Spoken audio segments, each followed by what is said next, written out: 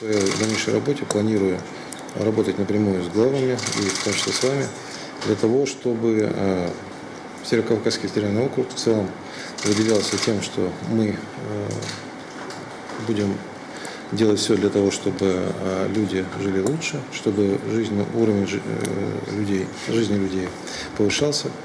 Вот. Ну и самое главное, чтобы, конечно, исполнялись указы президента, чтобы соблюдалась Конституция Российской Федерации, права граждан. Вот. Опираться планируем на вас, на глав, конечно, но и на силовой блок, естественно, в своей работе.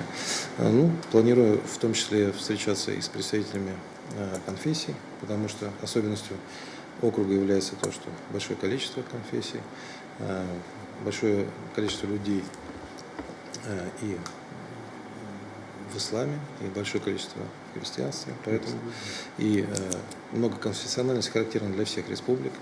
И проводится огромная работа, поэтому я уверен, что мы сегодня проведем плодотворный день, вникнем в то, что происходит на данный момент, ну и сделаем выводы на дальнейшую работу.